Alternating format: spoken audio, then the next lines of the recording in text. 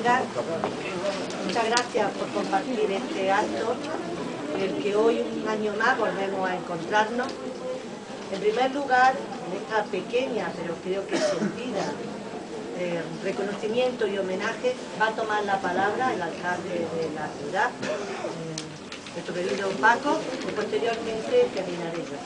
Sí, Paco. Bueno, pues buenos días a todos, y como ya de rigor, pues hay que dedicarle aquí unas palabras a los que están aquí enterrados.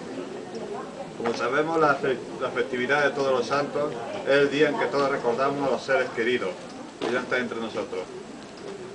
Damos una vuelta por este y por cualquier otro cementerio y vemos que cualquier panteón o nicho son arreglados con esmero por familiares y seres queridos. Los que descansan en esta y otras fosas estuvieron muchos años relegados en un obligado olvido, sin que nadie se atreviese a adornar donde yacen los suyos. Fruto de una historia de vencedores y vencidos, en la que a los vencidos se les negaba incluso el derecho a ser recordados.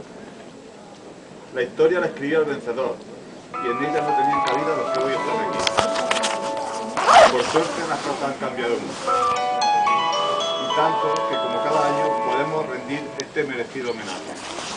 Todavía, a muchos, nos cuesta trabajo entender el por qué hoy día, cuando a todos se les llena la boca de democracia, constitución, libertad, se critica el hecho tan moral y tan humano de que los familiares busquen los restos de sus seres queridos que fueron arrasados por sin razón. Pasan los años y las generaciones. Los más jóvenes apenas saben y mucho menos entienden por qué sucedió todo esto. ¿Por qué hay gente enterrada en fosas comunes y no en nichos y panteones como cualquier otro? Hay que explicar qué pasó. Y esto no significa alentar ni desenterrar viejos odios y rencillas. Es simplemente enseñar, sin tergiversar, con objetividad e imparcialidad, lo que ocurrió hace no tantos años, entre hermanos, entre paisanos de un mismo pueblo, entre habitantes de una misma nación. Somos ciudadanos de un país moderno y civilizado, pertenecientes a todos los organismos internacionales, que luchamos por los derechos humanos muy lejos de nuestras fronteras, precisamente para evitar lo que en España pasó hace más de 70 años. Los países democráticos cuentan su historia sin complejos, la buena y la mala historia, que todos la tienen. Es la gran lección que debemos aprender, defender nuestros valores e ideas en paz y libertad. Valores por los que un día cayeron los que descansan aquí en este lugar. Descansen en paz.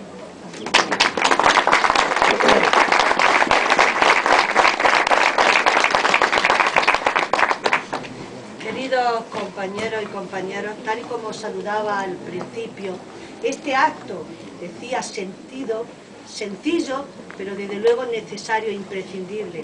En este preciso momento son miles de hombres y de mujeres que en distintas panteones y fosas están haciendo este mismo reconocimiento a aquellas víctimas de una barbarie injusta, desde luego, y represora como fue la etapa franquista.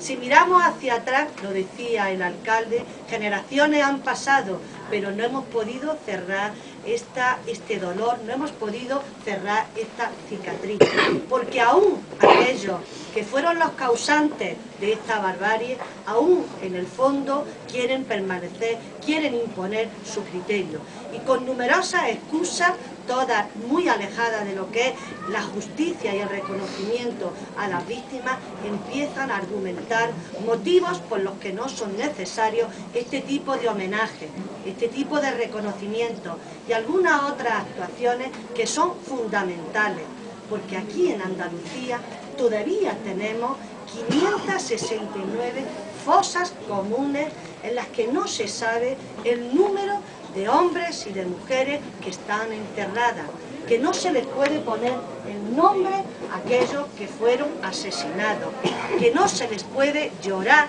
porque no se sabe si están en una o en otra.